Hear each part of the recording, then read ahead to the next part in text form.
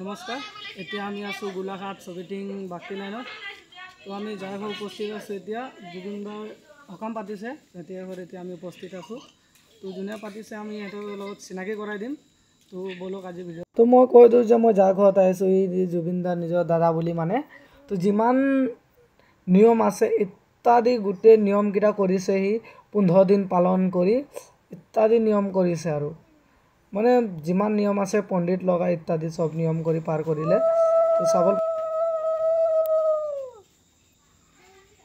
নেতাগৰাকীয়ে মন কৰক ঘৰৰ পৰা চাকি ধূপ আনি জুবিনদাৰ আগত প্ৰাৰ্থনা কৰিছে আপুনি য'তে থাকক ভালদৰে থাকক আমাৰ হৃদয়ত সদায় থাকিব এই আইতাগৰাকীয়ে কৈছে। আপোনাৰ গান শুনি আমি আছোঁ আৰু শুনিয়ে থাকিম।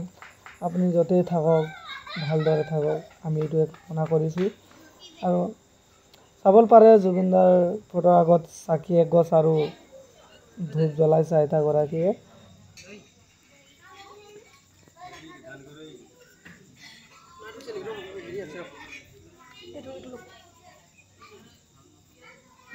আপোনাৰ নামটো ক'ব প্ৰথমে। মোৰ নাম শ্ৰী অক্ষয় ভূঞা। তো আপুনি কি ক'ব বিচাৰিছে জুবিনদাৰ বিষয়ে?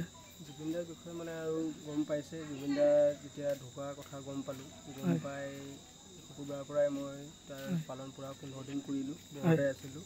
তাৰপিছত আপুনি এইটো মুণ্ডনটো কেতিয়া কৰালে? এইটো মই বৃহস্পতিবাৰে কৰালোঁ। জুবিনদা আমাৰ মাজত হেৰাই যোৱাৰ কথাই আমি একচুৱেলি আঁকোৱালিব নোৱাৰিছোঁ। জুবিনদাই যেনেধৰণে একদম ব্যক্তি আছিলে আৰু জীৱনৰ প্ৰাণৰ আমাৰ হৃদয়ৰ এক মেৰুদণ্ড আছিলে আমাৰ জীৱনৰ। জুবিনদাই আমাক এনেধৰণে প্ৰাণে হৃদয়ৰ মোৰ জীৱন কাৰণে মোৰ এটা হিয়া ভৰা মই যেতিয়ালৈকে শিক্ষা জীৱনৰ প্ৰাণে স্কুল গৈছিলোঁ। স্কুলত যোৱা মই যেতিয়া মই যৌৱনটো গম পালোঁ তেতিয়ালৈকে জুবিনদাৰ গান শুনি তেখেতৰ এটা মই প্ৰাণ প্ৰেম ভালপোৱা তাৰেই বিষয়ে শিকিলোঁ। আৰু তেখেতৰ গান শুনি মই আজি এই বিয়া বাৰ কৰিলোঁ আৰু তেখেতৰ লৈ ইমান কৰিলোঁ। জুবিনদা আমাৰ মাজত নাই। আৰু জুবিনদা যেনেধৰণে একটা ব্যক্তি আছিলে জুবিনদা এখন গায়কেই নাছিলে। জুবিনদা এজন মহান শিল্পী আছিলে আৰু জুবিনদাই আমাৰ চিৰযুগমীয়া আছিলে। জুবিনদাই আমাৰ অসমৰ এখন সন্তানেই নহয় জুবিনদাই এখন আমাৰ বিশ্ব দৰবাৰত অসমৰ এখন শিল্পী। যেনেধৰণে আমাৰ সম্পদ যেনেকৈ আমাৰ এশিঙীয়া গড় তিনিটা বিখ্যাত চাহ বাগানৰ আৰু তিনিটা হৈছে জুবিনদা। জুবিনদাই এনেধৰণে আমাৰ শিকাই গৈছে আৰু তেখেতে শিক্ষা দিশতেই হওক আমাৰ যিকোনো ক্ষেত্ৰত তেখেতে শিকাই গৈ এনেধৰণে প্ৰাণৰ আমাৰ অনুভূতি দিছে। এয়া মই ক'লোঁ। শেখৰ গোস্বামী জুবিনদাক দিয়া হৈছে তো তাক ফাঁচি দিব লাগে নে এনকাউণ্টাৰ কৰিব লাগে আপোনাৰ সেইটো মতে আপুনি কি কয়?